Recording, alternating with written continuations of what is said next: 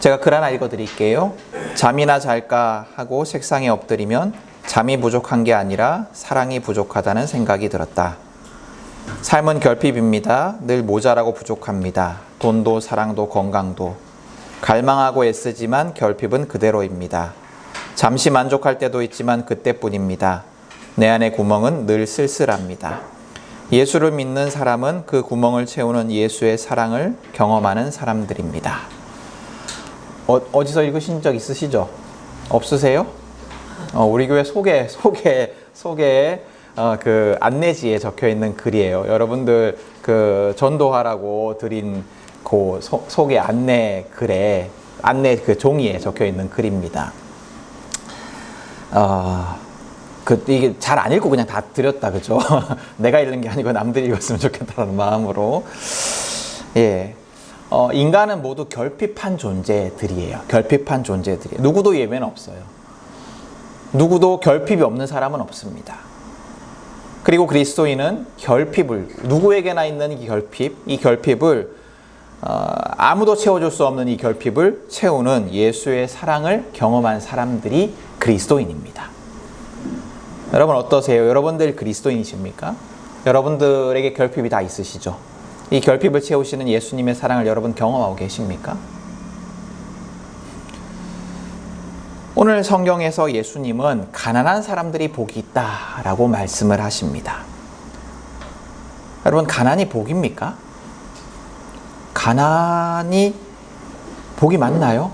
왜 가난한 사람들이 복이 있다라고 예수님께서 말씀하실까요? 뒤이어 예수님은 또 이렇게 말씀하세요. 굶주린 사람들, 슬피 우는 사람들도 복이 있다. 여러분 극심한 가난에 시달려서 굶주린 정도니까요. 극심한 가난에 시달려서 먹을 것이 없는 사람들, 생존을 걱정해야 하는 사람들, 또 절망 속에서 슬피 우는 사람들, 이런 사람들이 복이 있습니까? 왜 복이 있다라고 말씀하실까요? 여러분, 복이 뭐예요? 부자가 되고 근심 걱정이 없어지는 것이 복이 아닙니까?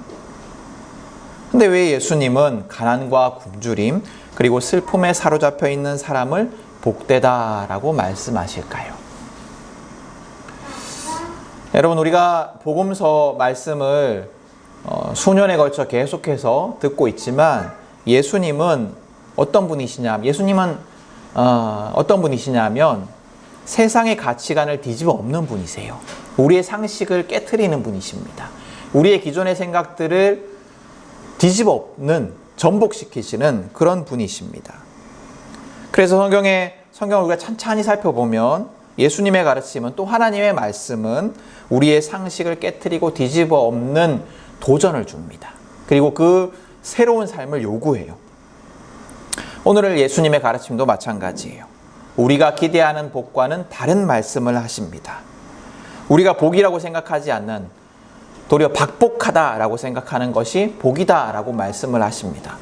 여러분 예수 믿는데, 예수를 믿으면 복이 있어야 되는데, 그렇게 기대를 하는데 가난해지고 굶주리고 슬피 우는 것이 복이다라고 말씀하신다면 충격이지 않아요? 여러분 예수 믿으면 잘 돼야 되는데, 그죠? 예수 믿으면 남들이 볼 때 예수 믿는 사람들은 저렇게 잘 되는구나 라는 말을 들어야 된다라고 우리가 알고 있는데, 그렇게 생각을 하는데 왜 가난, 왜 굶주림, 왜 슬피 울미 복이라고 말씀을 하실까요? 가난한 사람이 복이 되는 이유는, 예수님이 왜 복되다라고 말씀하셨는가 하면, 가난한 사람이 복된 이유는 자신의 결핍을 아는 사람이기 때문이에요. 자신의 결핍을 아는 사람이기 때문에 복이 있습니다. 가난한 사람은 자신의 결핍을 늘 절실하게 경험하는 사람들입니다. 돈이 없어서, 먹을 것이 없어서 괴롭습니다. 이 가난 때문에 인간다운 삶을 살 수 없어서 절망적입니다. 그래서 눈물만 흐릅니다. 결핍이 채워지기를 간절히 바라는 사람이 가난한 사람이에요. 그럼 왜 결핍을 절실히 경험하는 사람, 내가 결핍한 존재다라는 것을 아는 사람이 복이 있을까요? 첫 번째 이유는 결핍한 사람이다, 내가 결핍한 존재다라는 것을 아는 사람이 하나님을 찾을 수 있기 때문이에요. 여러분, 하나님은 모든 인류를 구원하기를 원하십니다. 온 세상을 구원하기를 원하세요.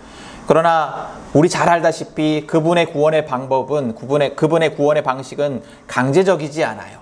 너 무조건 난 믿어, 너 무조건 나의 백성이 돼 라고 말씀하시지 않습니다. 우리가 그분의 부르심에, 그분의 초청에 반응하기를 기다리세요.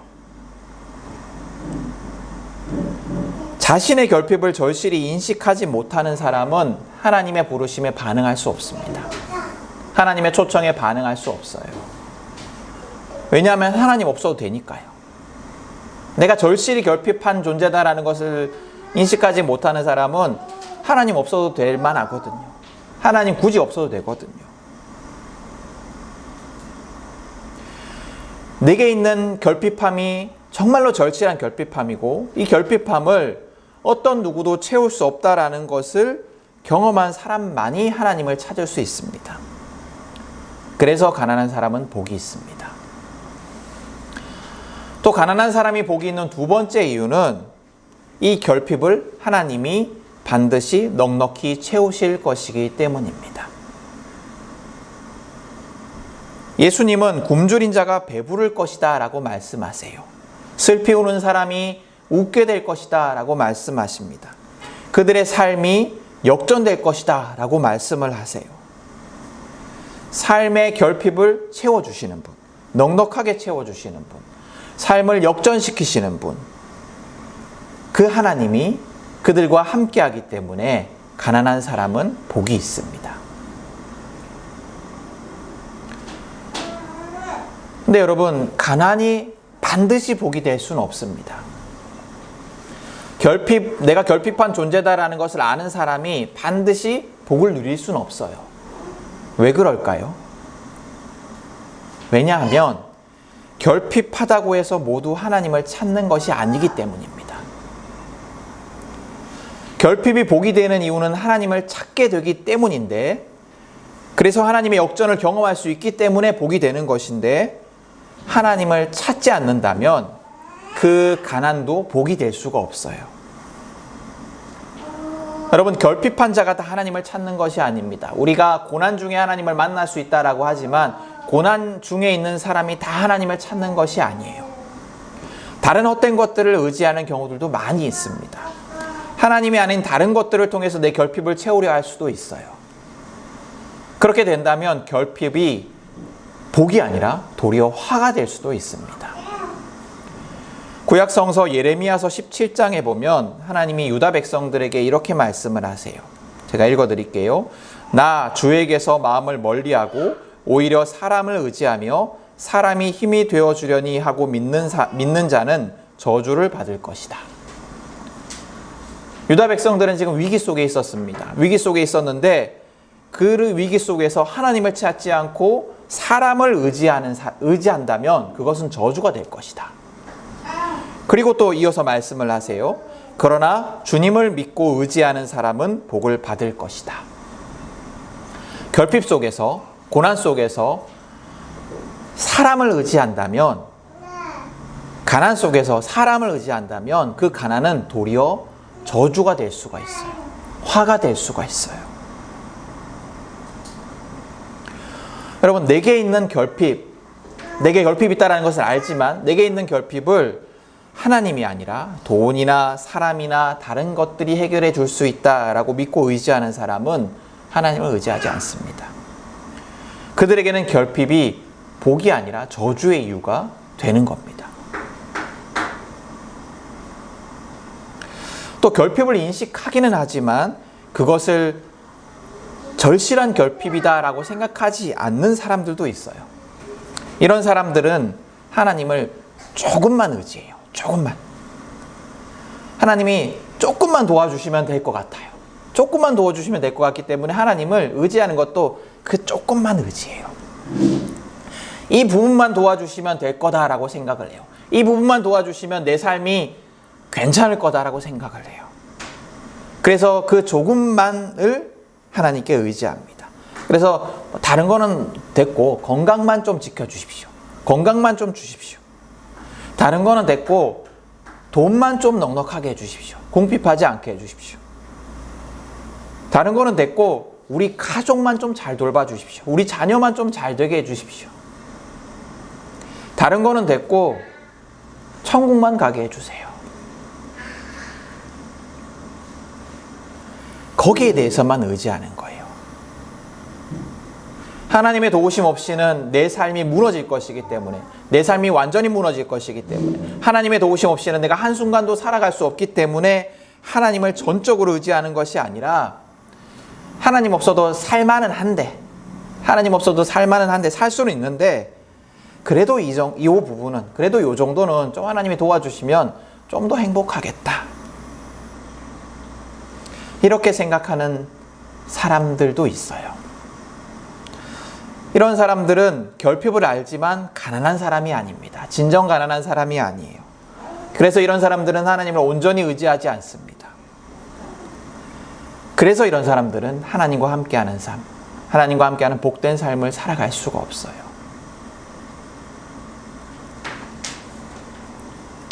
여러분, 오늘 성경이 말하는 가난이라는 것은 상대적 가난이 아니에요. 남들보다 가난하다라는 의미가 아닙니다. 상대적 가난의 의미로 보면 우리 다 가난해요. 그죠? 우리 다 가난하잖아요. 근데 여기서 말하는 가난은 절대적인 가난이에요. 이 당시에 가난한 사람들은 우리가 지금 가난하다라는 것과는 의미가 좀 달랐습니다. 당시의 가난은 생존의 위기 앞에 있는 사람들이었어요. 당시에 가난한 사람들은. 가난한 사람들은 그러니까 굶어서 죽을 수 있다라는 이 위기 속에 있는 사람들이었습니다. 아니면 노예로 팔려서 인간의 존엄성을 지킬 수가 없는, 절대로 지킬 수가 없는, 인간이 아닌 존재로 살아갈 수밖에 없는, 그래서 마음대로 죽을 수도 없는 그런 존재가 가난한 사람들이었어요. 절대적 가난 속에 있는 사람들은 이 삶에서 내가 벗어날 수 있다는 희망조차 없는 사람들이었습니다. 자기의 능력으로 아무리 발버둥 쳐도 이 문제를 해결할 수 없다라는 것을 절실히 경험하는 사람이 가난한 사람이에요. 아무에게도 도움을 기대할 수 없는 상황에 처한 사람이 오늘 성경이 말한 가난한 사람입니다. 오직 하나님의 도우심밖에는 바랄 수 없는 존재, 이게 가난한 사람이에요.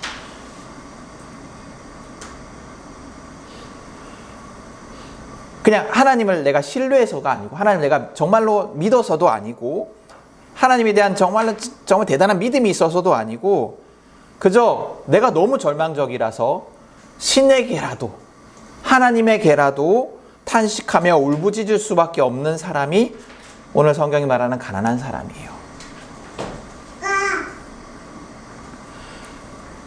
근데 성경이 말하는 바는 뭐냐면, 예수님이 말하는 바는 뭐냐면 우리가 바로 그런 사람이라는 거예요. 우리가 바로 그런 존재라는 겁니다. 그 존재임을 깨닫는 사람은 복이 있다라는 것이 오늘 성경의 가르침입니다. 제 얘기를 해서 죄송한데, 이제 제가 그 투병 초기에 있던 일이에요. 이제 응급실에 실려갔어요. 응급실에 실려가서 이제 투석을 해야 된다. 응급으로 투석을 해야 되는데, 이 투석관이 굉장히 굵습니다. 이 바늘이 굉장히 굵어서 일반 혈관에 꽂을 수가 없거든요. 그래서 이제 큰 혈관을 찾아서 임시로 꽂아야 되는데, 허벅지 사타구니에 보면 이제 그 동맥이 큰 혈관이 지나갑니다. 이제 거기에 이제 꽂고 관을 삽입을 해서 이제 투석을 했습니다. 하고 나서 이제는 이제 다른 데로 옮겨야 되거든요. 다른 데 시술을 해야 되는 거예요. 왜냐하면 이제 사타구니 계속 그 관이 박혀 있으면 움직일 수가 없으니까요. 그래서 이제 또 다른 큰 관이 어디 있냐면 가슴팍에 있습니다. 가슴팍에 심장에서 나와서 이렇게 지나가는 혈관들이, 굵은 혈관들이 있는데, 그래서 이제 거기에 시술을 했어요. 근데 잘 삽입이 됐다 했는데 그 당시에 몸이 너무 안 좋고 그러니까 이게 혈관이 터져버린 거예요. 그래서 이걸 쓸 수가 없어서 또 다른 편에 또 다시 삽입을 했습니다. 그래서 그렇게 하고 이제 거울 앞에 제가 서 있는데 이쪽에도 관이 박혀 있고 저쪽에도 관이 박혀 있고 막 몰골이 말이 아닌 거예요. 그러면서 막 눈물이 나더라고요. 이게 진짜 되는 게 하나도 없구나.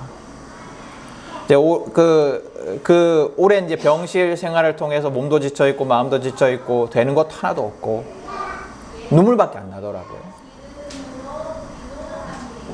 뭐 어떻게 해야 될 수가 어떻게 뭐 어떤 기대가 없는 거예요. 어떻게 해야 될지도 모르겠고 너무 힘들더라고요. 그래서 내가 정말로 무기력하구나, 정말로 되는 게 없구나 이러면서 눈물을 흘린 적이 있습니다. 가난한 사람의 눈물은 그런 거예요. 아무것도 의지할 수 없고 아무것도 기대할 수 없고 되는 게 하나도 없고 완전한 절망 속에 흘리는 눈물. 오늘 예수님이 말씀하시는 가난은 절망 속에서 탄식할 수밖에 없는 가난입니다. 아무것도 기대할 수 없는 가난입니다. 신이 있다라면 신에게라도 호소하고 싶은 그 절망과 울부짖음이에요. 우리가 이 절망 속에서 하나님을 만날 수가 있습니다. 그렇게 결핍과 절망은 저주가 아니라 복이 되는 거예요. 여러분, 우리가 스스로를 어떻게 인식하는지 모르겠지만 하나님 앞에선 우리의 존재가 그래요. 조금만 도와주면 될 만한 존재가 아닙니다. 살만한 존재가 아니에요. 조금 불편한 가난의 존재가 아니에요. 우리 존재가 하나님 앞에서 아무런 희망이 없는 존재들입니다. 절망밖에 없는 존재들이에요. 결핍을 채울 수 없어서 그 공허함 속에서 눈물밖에 흘릴 수 없는 존재가 우리예요. 이걸 깨닫는 자는 복이 있다라는 겁니다. 여러분, 오늘 예수님의 가르침을 기준으로 자신의 삶을 한번 살펴보십시오. 나는 가난한 사람일까요? 부유한 사람일까요? 여러분, 절실한 결핍을 느끼지 못하는 사람, 하나님 없어도 살만하다 생각하는 사람은 가난한 사람이 아닙니다. 솔직하게 한번 나에게 질문해 보세요. 나 하나님 없어도 뭐 그런 대로 살만하다라고 생각하지 않습니까? 또 약간의 불만족 속에서 하나님이 요것만 조금만 도와주면 된다고 생각하는 사람도 가난한 사람이 아닙니다. 나머지는 다 잘 돼요. 다 행복해요. 다 걱정 없어요. 요것만. 요 장사 저거 안 되는 거 요것만. 직장 요거 어려운 거 요것만. 자녀 요것만. 건강 요것만. 나머지는 다 행복해. 하나님께 굳이 기도할 것도 없어. 이런 사람은 가난한 사람이 아닙니다. 또 결핍을 인식하지만 이 정도는 내가 해결할 수 있어. 이 정도는 누구 도움받으면 돼. 우리 가족 도움받으면 돼. 우리 와이프가 좀 도와주면 돼. 우리 아버지가 좀 도와주면 돼. 라고 생각하는 사람도 가난한 사람이 아닙니다. 하나님이 아니라 가족, 또 사람, 또 돈을 의지하는 사람은 가난한 사람이 아니에요. 이런 사람은 복된 사람이 될 수 없습니다.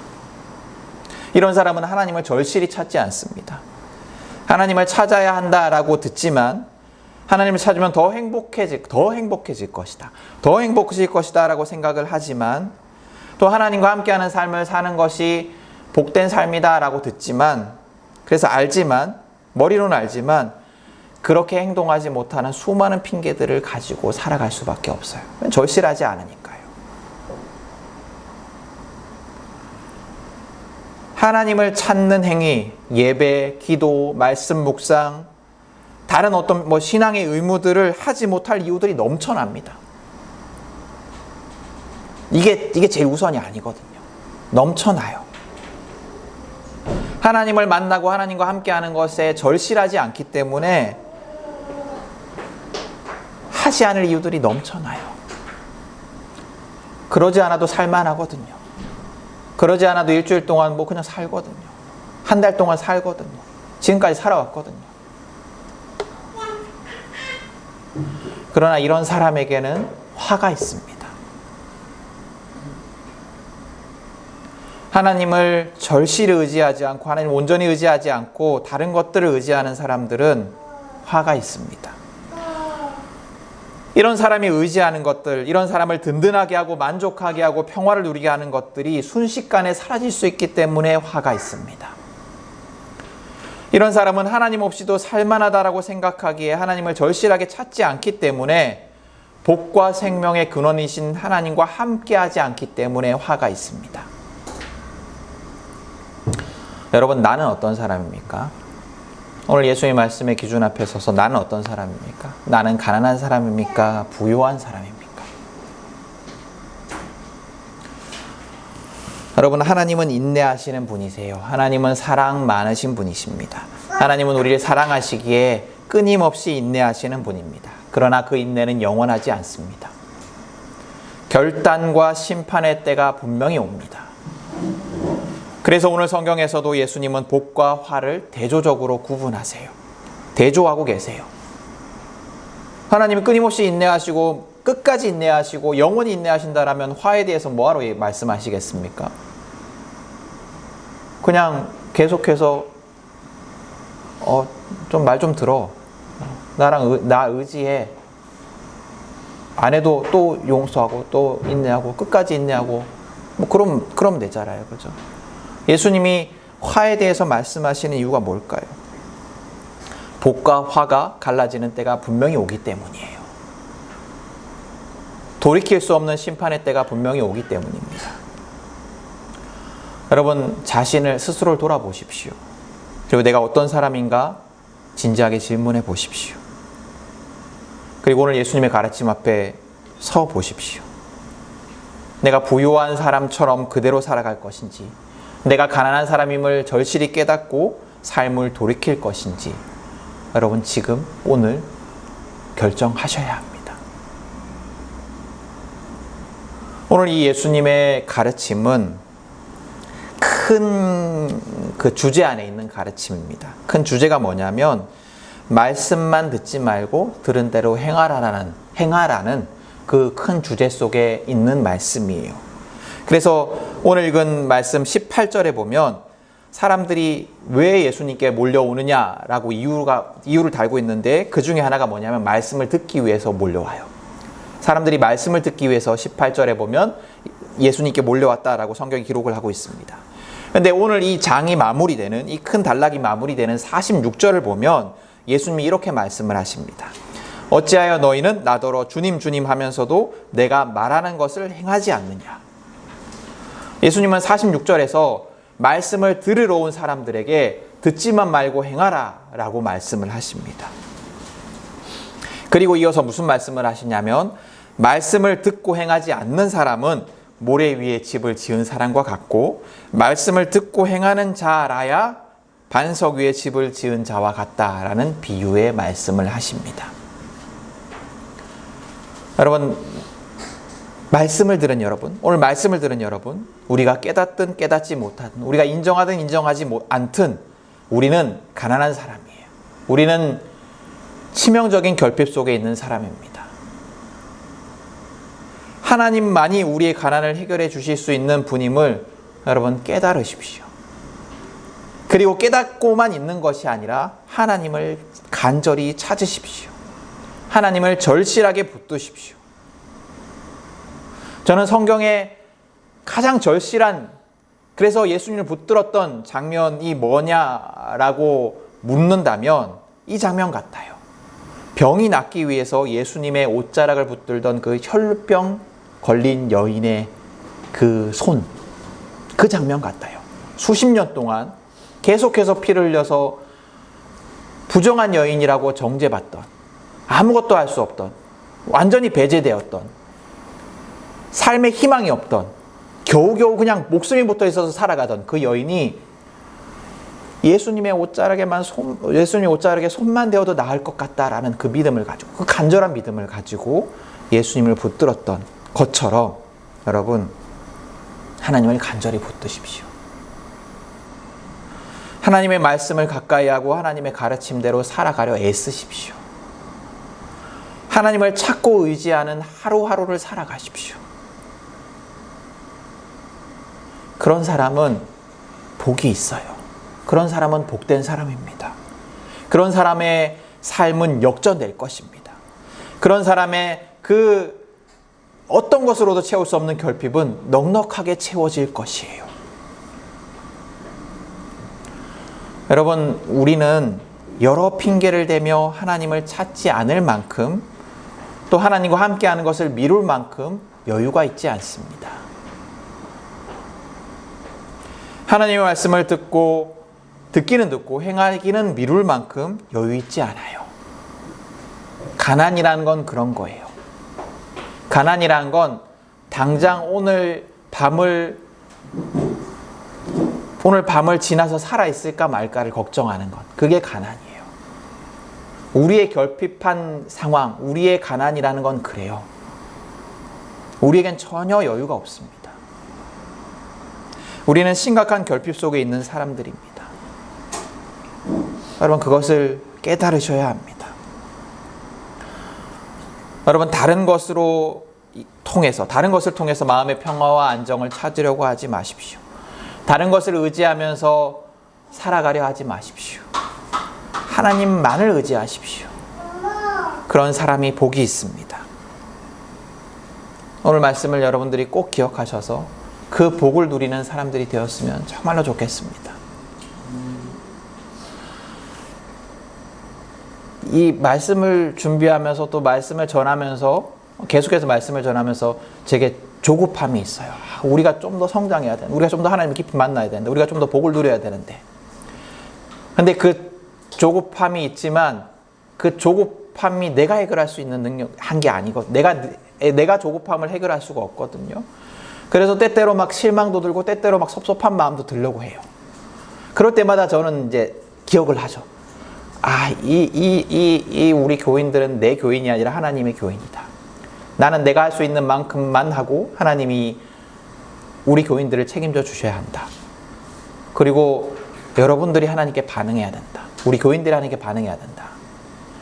그렇게 제 마음을 다잡지만 조급해요. 복과 화의 때가 언제 올지 모르기 때문이에요.